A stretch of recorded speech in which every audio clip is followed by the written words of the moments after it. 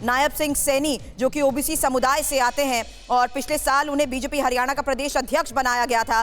नायब सिंह सैनी को मनोहर लाल खट्टर का भी विश्वास पात्र माना जाता है। फिलहाल यही तस्वीर आप देख रहे हैं, जहां खुद आपको बता दें मनोहर लाल खट्टर गुलदस्ता भेंट करते हुए नजर आ रहे हैं। ये अंदर की तस्वीर के बारे में भी आप बताएं, क्योंकि दो तस्वीरें मोहित आज के इस घटनाक्रम को देखते हुए इस वक्त हम एक साथ दिखा रहे हैं, जब मनोहर लाल इस्तीफा देने के लिए पहुंचे और अब नायब सैनी सीएम के तौर पर अब से थोड़ी देर में, आपने बताया 5 बजे का वक्त होगा जब शपथ ग्रहण भी हासिल करेंगे। देखिए, हमने TV9 भारतवर्ष ने सुबह ही बता दिया था कि 2 ही नाम हैं फ्रंट रेस में, एक तो नायब सिंह सैनी और दूसरा नाम है पूर्व मुख्यमंत्री मनोहर लाल का। उनके साथ निर्दलीय विधायक थे, जेजेपी से कुछ विधायक यहाँ पर आए थे, उनका भी साथ मिला था मनोहर लाल के नाम को लेकर, लेकिन केंद्रीय पर्यवेक्षक तय करके आए थे नाम, विधायकों की राय ली जानी थी और आला कमान की ओर से जो नाम आया था वो बताया जाना था।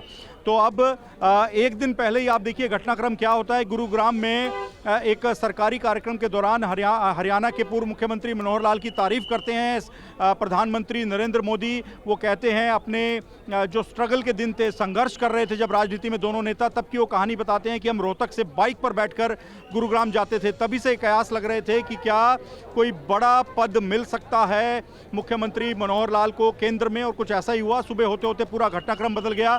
मनोहर लाल ने अपने पद से इस्तीफा दिया और उसके बाद उनके ही जो एक और नजदीकी नेता हैं उनको मुख्यमंत्री की कुर्सी दी गई है। लेकिन अनिल विज क्या नाराज हैं, इसको लेकर अभी भी सस्पेंस बना हुआ है। उनको मनाने की भी कवायद हो रही है। लेकिन फिलहाल यहाँ हरियाणा निवास से जितने भी नेता यहाँ पर जुटे थे, बीजेपी विधायक दल के, कैबिनेट के पूर्व जितने भी मंत्री थे, वो सब यहाँ से उनकी गाड़ियों का काफिला राजभवन में जा चुका है, जहाँ पर वो सरकार बनाने का दावा पेश करेंगे। शाम 5 बजे शपथ ग्रहण होगा, जिसको लेकर सुबह से ही आपके पास आती हूँ। एक कमेंट में आमोद जी आपसे चाहूंगी, जिस बात का मोहित ने जिक्र किया कि किस तरीके से गुरुग्राम के कार्यक्रम से जरिए ही उनके संबोधन के दौरान ये संकेत मिलने लगे थे, अब किस बड़ी भूमिका की यहाँ पर बात हो रही है खट्टर को देखते हुए? देखिए, मनोहर लाल खट्टर की भूमिका अब केंद्र में होगी। ये पार्टी के सूत्र बताते हैं कि मनोहर लाल खट्टर को या तो सरकार में कोई बड़ा पद दिया जा सकता है या फिर संगठन में कोई बड़ा पद दिया जा सकता है। लोकसभा चुनाव वो लड़ेंगे और लोकसभा चुनाव के बाद उनके नए भविष्य की सजावट होगी। और ये माना जा रहा है कि या तो संगठन में अगर आते हैं तो इसमें भी कोई बड़ी जिम्मेवारी उनको मिलेगी, या सरकार में अगर जाते हैं तो सरकार में भी बड़े मंत्री पद वो पा सकते हैं। इसके साथ ही मैं बताऊं कि इसका जो पूरा स्क्रिप्ट है मनोहर लाल खट्टर को कैसे हरियाणा से निकालकर दिल्ली लाना है, इसकी पूरी स्क्रिप्ट कल रात में तय हो चुकी थी। कल रात में ही जब बीजेपी में CEC की बैठक खत्म हुई, उसके बाद प्रधानमंत्री और उसके अलावा गृह मंत्री और बीजेपी अध्यक्ष काफ़ी देर तक बैठे रहे। जब प्रधानमंत्री चले गए उसके बाद भी गृह मंत्री और बीजेपी अध्यक्ष दोनों ही बैठे रहे और उसके बाद जो एक स्क्रिप्ट लिखा गया उसके तहत आज पूरा काम हुआ है। और मनोहर लाल खट्टर अब ये साफ है कि वो दिल्ली की राजनीति में अपनी जिम्मेवारी निभाएंगे।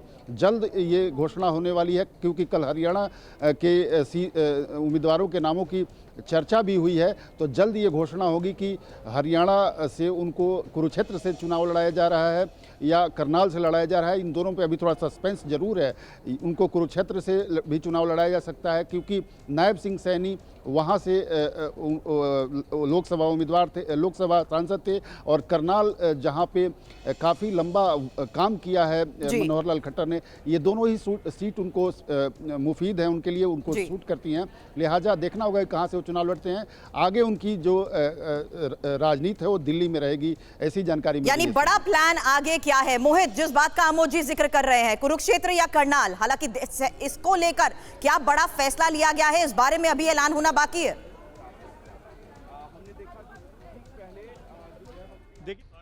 जिन नामों की आप चर्चा कर रहे थे, जिन नामों की मीडिया चर्चा कर रहे थे, वो नहीं बने, दूसरे बने, तो ये मैं समझता हूँ संगठन की राय मशवरा और वहाँ के विधायक दल का फैसला रहता है। हाँ जी, पद की रेस में था, सुबह से चल रहा है संजय भाटिया। देखिए, मैंने पढ़ा सोशल मीडिया में आप सब भाइयों के माध्यम से मुझे पता चला कि मेरा भी नाम चल रहा है। मेरे से तो किसी की कोई चर्चा नहीं हुई, ना मेरी किसी से बात हुई। हमारे यहाँ बात करना और बात करके इस अपने आप को ये रेस आप बनाते हैं, कोई ऐसा कुछ भी नहीं है। मेरे से अब किसी एक व्यक्ति ने अगर पूरी क्षेत्र से बने सैनी साहब सीएम, आप भी उनके कृपा पात्र सांसद बने, तो मतलब ये था कि आपका नाम हो सकता है उनके विश्वास पात्र। नहीं, मैं समझता हूं कि यहाँ पर कोई किसी व्यक्ति का कृपा पात्र नहीं होता। व्यक्ति की मैं समझता हूँ पार्टी संगठन का निर्णय होता है कि किस कार्यकर्ता को कैसे ग्रूम करके करना। हमारे यहाँ व्यक्तिनिष्ठ काम नहीं होता। ये कांग्रेस के अंदर कल्चर है कि हुड्डा साहब का बेटा जितना भी नकारा हो, चाहे वो लोकसभा का चुनाव भी हार जाए, लेकिन हुड्डा साहब की जिद के कारण उसको राज्यसभा में भेजना ही पड़ेगा, शैलजा जी को घर ही बिठाना पड़ेगा। और सीने हमारे यहाँ बीजेपी के अंदर ये सिस्टम नहीं चलता। बीजेपी नहीं, अभी मुझे नहीं लगता ऐसी कोई आधिकारिक रूप से कोई अभी बयान आया कि उनके साथ बयान तोड़ दिया गया। मैंने तो कम से कम मैंने तो देखा नहीं, ना उनकी तरफ से आया ना हमारी तरफ से आया। अब है समर्थन, अब बहुमत है ही, आपका खुद ही मीडिया दिखा रहा है। इंडिपेंडेंस के बयान भी आ रहे हैं। 41 तो सिंबल के ऊपर ही का समर्थन लेंगे, अलायंस रहेगा, क्योंकि आपके पास नहीं। देखिए, जेजेपी ने पहले भी समर्थन दिया था, वो अपना समर्थन जारी रखे तो इसमें कौन ऐतराज कर सकता है। उनको कैबिनेट में जगह मिलेगी? नहीं, ये वो कैबिनेट में रहना चाहेंगे, अपनी इच्छा जताएंगे तो उसके ऊपर भी पार्टी विचार करेगी।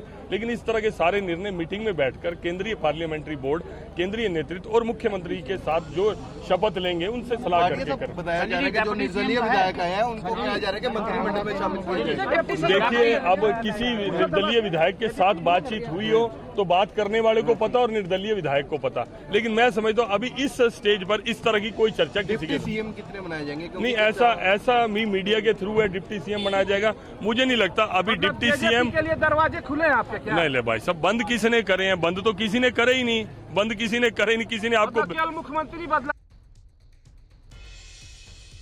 मोहित, यही बात आप कह रहे थे। संजय भाटिया ने खुद मीडिया के आगे सामने आते हुए कह दिया कि वो उनकी दावेदारी नहीं थी, इसको लेकर कोई चर्चा भी नहीं।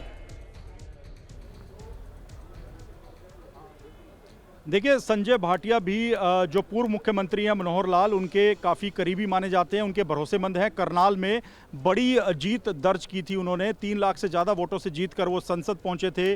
और मुख्यमंत्री मनोहर लाल का जो विधानसभा क्षेत्र है करनाल शहर, वहां का भी वो काफ़ी कामकाज देखते हैं, संगठन से जुड़े रहे हैं।